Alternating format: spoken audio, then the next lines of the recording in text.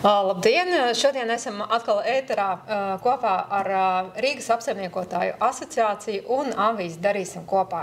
Un šodien runāsim par tādu svarīgu tēmu kā apsaimniekošanas maksa un remonta darbu tāmes, kuras tagad nama pārvaldes sagatavo saviem klientiem.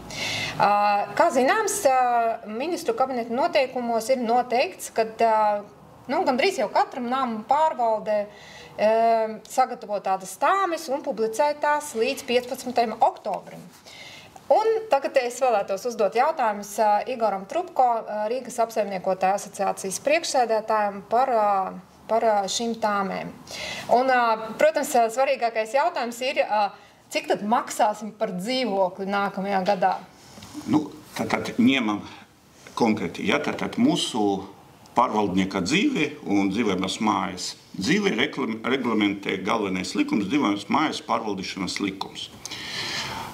Un likumā noteikts, ka starp māju un pārvaldnieku ir noslēgts dzīvojamās mājas pārvaldīšanas likums. Šajā gadījumā viss, kas regulē tikai ar šo likumu, tur ir atrunāts līgumā visi nosacījumi, kāda veida tiek noteikta pārvaldīšanas maksa. Bet ir mājas, kuras nav pārņemuši valdījuma tiesības, nav pārņemuši savu māju un nav noslēguši līgumu ar pārvaldnieku. Un konkrēti šita māja ir izstrādāti ministru kabineta noteikumi, tagad viņi saucas 408, kuri nosaka kārtību, kāda veida māja tiek noteikta apsaimniekošanas maksa. Un atbilstoši šiem ministru kabineta noteikumiem ir noteikts, ka pārvaldniekam līdz 15. oktobrim konkrēti šī mājas kategorija, kuri nav izpildījuši likumu par valsts un pašvaldības mājas privatizāciju, kur bija noteikts, cik tikko ir nodota māja, dzīvokļa īpašniekiem jāsanāk kopā, jāpieņem lēmumu un jānoslēdz līgumu. Ja tā nav izdarīts, tad pārvaldniekam ir lielas tiesības noteikt pārvaldīšanas maksu.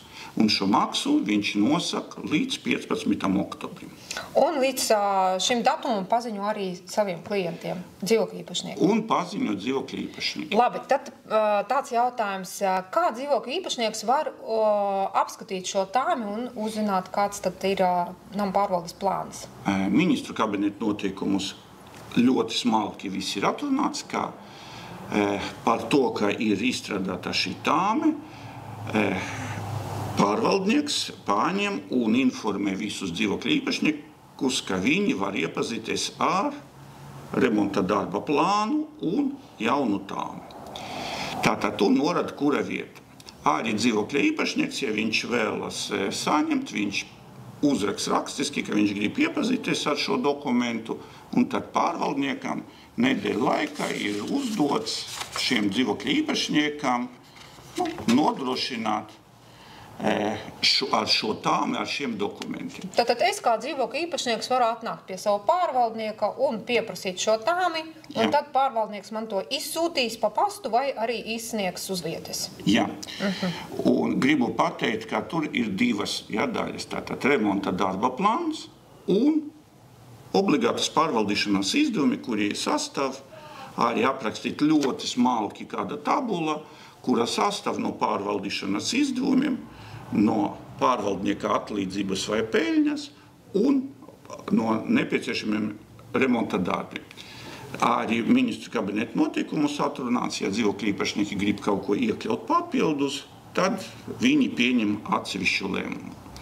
Bet ja dzīvokļa īpašnieki nepiekrīt tam, kas noteica pārvaldnieks, tad viņam ir noteikts termiņš šajā situācijā 6 nedēļu laika pieņemt citu lēmumu un pateikt, ar ko viņi nav ar mieru. Tātad šīs 6 nedēļas sākās uzreiz ar 15. oktobru. Jā. Un tātad, ja dzīvokļu īpašnieki nav pieņemuši lēmumu, tad stājas spēka pārvaldnieka sagatavota tā. Bet jūs jau zināt, kā notiek, dzīvokļu īpašnieki parasti nepievērš uzmanību šim jautājumam, un tad janvārī saņemot jaunu rēķinu, pēkšņi konstatē, ka pārvaldīšanas maksa ir pieaugusi. Vai tajā brīdī var šo maksu apstrīdēt vai kaut kā grozīt? Principā likums visu laiku pārēdz, ka dzīvokļa īpašnieki var kaut ko apstrīdēt, un arī šajos noteikumos tieši šī procedūra ir iekļauta, ka apstrīdēšana notiek pēc un jebkura brīdī, ja dzīvokļa īpašnieki pieņem lēmumu un pārņem māju savā valdījumā un noslēdz līgumu ar pārvaldnieku. Un tad viņi šo procedūru, kāda veida mainas pārvaldīšanas maksa, apraksta savā līgumā. Labi, tad tāds jautājums vēl. Jūs sākumā teicāt, ka mājas sadalās divās lielās grupās. Vienas ir pārņemtās mājas un citas nav pārņemtas. Jā. Sakiet, tā vienkāršā valodā. Pieņemsim, esmu Rīgas nama pārvaldnieka klients. Vai mana māja skaitās pārņemtā vai nē? 90%, ka nav pārņemta. Un 10%, ka viņi jau pieņema lēmumu un ar Rīgas namu pārvaldnieku noslēdza dzīvās mājas pārvaldīšanas līgumu. Un ja mans pārvaldnieks ir kaut kāda privātā kompānija, tad? Rīga tā praktiski 100% ir, ka tā ir jau pārņemtas mājas. Es zinu tikai vienu, ka Jūrmalā bija pārdota Jūrmalas namsaimnieku, un tur ir privāta kompānija, bet paliek... Tad mājas tomēr nav pārņemtas? Nav pārņemtas, bet praktiski tikai valsti un pašvaldības piederošas mājas, kuri bija kādreiz, ja, kuri nepabeidza pilnu privatizāciju, tātad nav pieņemuši lēmumu par mājas pārvaldīšanas tiesību pārņemšanu.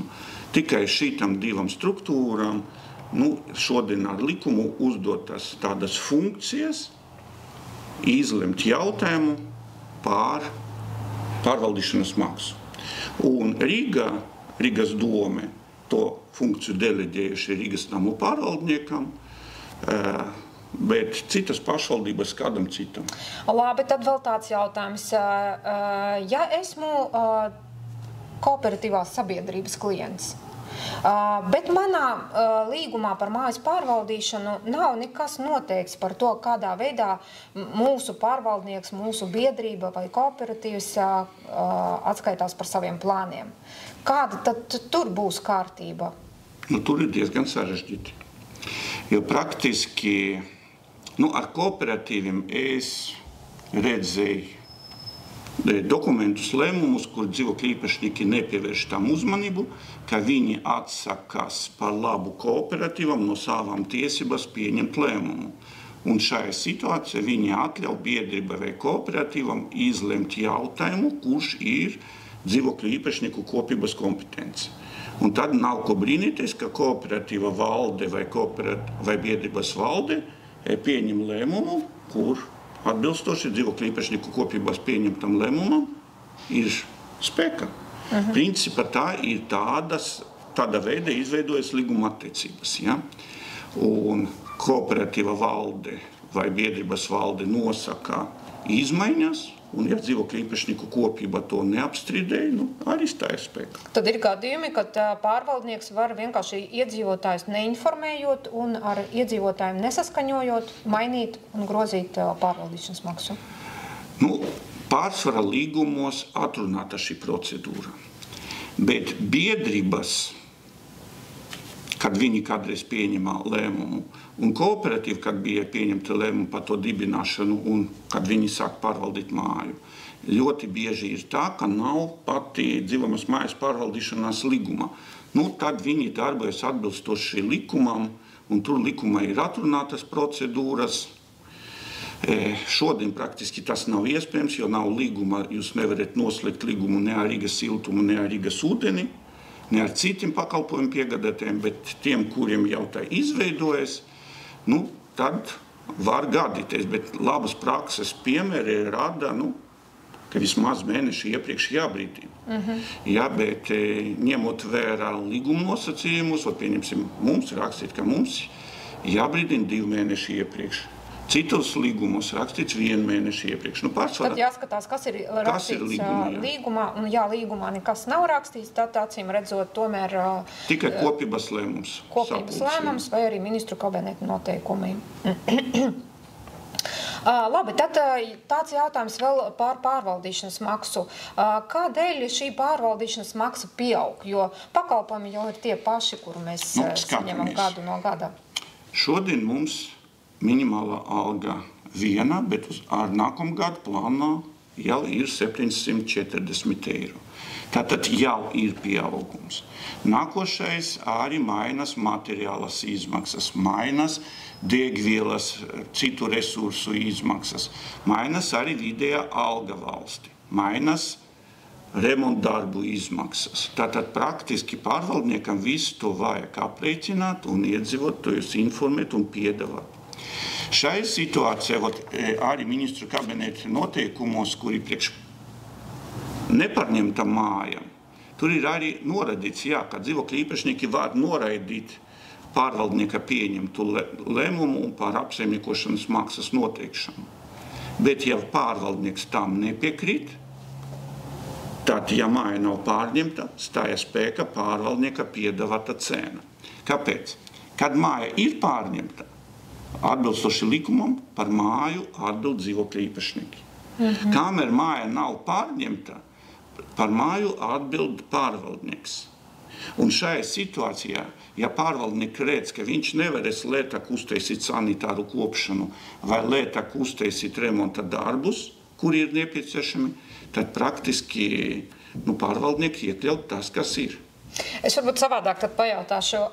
Bieži vien dzīvokļu īpašnieki baidās, ka ceļot pārvaldīšanas maksu, pārvaldnieks vienkārši pacēt savu peļņu.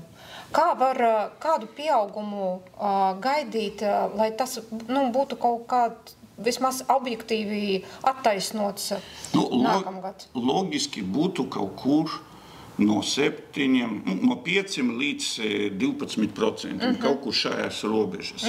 Atkarīgi kāda pozīcija. Viena pozīcija var vispār nemainīties, cita var pieaugt. Tad tie 12% varētu būt tas objektīvais pieaugums nākošais gadu. Viņš ir līdzīgs tā, ka valstī ir inflācija. Jā, labi. Un par remontdarbiem arī gribēju pajautāt.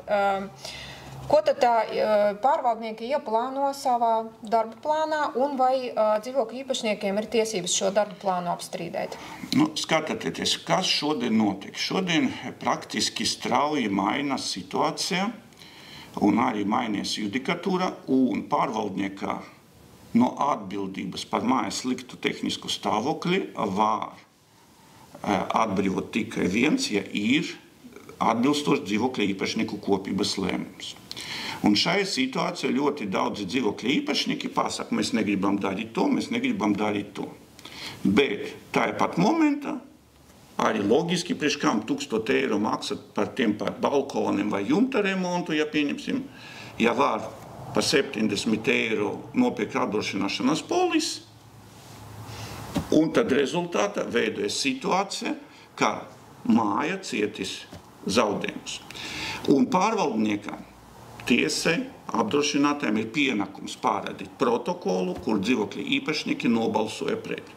Ja tāda protokola nav, tad pārvaldnieks nav izpildījis sava pārvaldnieka profesionālās funkcijas. Tātad, ja māja nav pārņemta, vai dzīvokļu īpašnieki var nobalsot pret ieplānoto jumta remontu? Jo mums varbūt šķiet, ka mums vajadzētu komunikācijas nomainīt.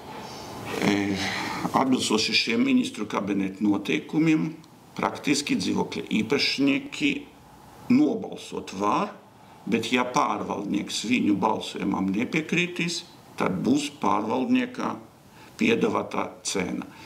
Jo ministru kabineta noteikumos noradīts, viņam vajag nobalsot ne tikai par konkrētu darbu noraidīšanu, viņam jānobalso par varbūt alternatīvu uzņēmēju, kurš veiks to darbu, citu finansēšanas avotu, citam izmaksam. Un tikai pie šiem nosacījumiem praktiski pārvaldnieks var piekrist. Ja viņi vienkārši pateiks, ka mēs nepiekrītam, tad diez vai šodien, pieņemsim, Rīgas namu pārvaldnieks tam piekritīs, jo viņam uzreiz jāplāno lielus izdevumus saistībā ar apdrošināšanas gadījumiem. Labi, tad vēl pajautāšu par remontu darbiem.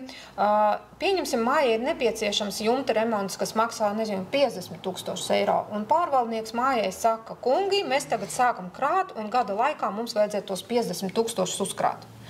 Vai dzīvokļu īpašnieki var nobalsot par to, lai veidot šo uzkrājumu nevis gada, bet 3-5 gadu laikā? Šeit dzīvamās mājas pārvaldīšanas likums nosaka, uzdodot pārvaldniekam uzdevumu, jānodrošina finansējumu. Skaidrs, ka pārvaldnieks sastādā remonta darba plānu, un šeit nav būtiski vai privātais vai nepārņemtam mājām pārvaldnieks, tai likums nosaka visiem, un atbilstoši šiem remonta darba plānam jābūt paredzēts, kad tie darbi būs izdarīti. Ja atbilstoši remonta darba plānam šie darbi būs izdarīti tikai pēc 3 gadiem, tad tas arī paredzēts. Bet arī šajā gadījumā Rīgas namu pārvaldniekam un citiem privātām kompānijām jāpiedāvā iespēju norēķināties uzreiz ar vienu maksājumu.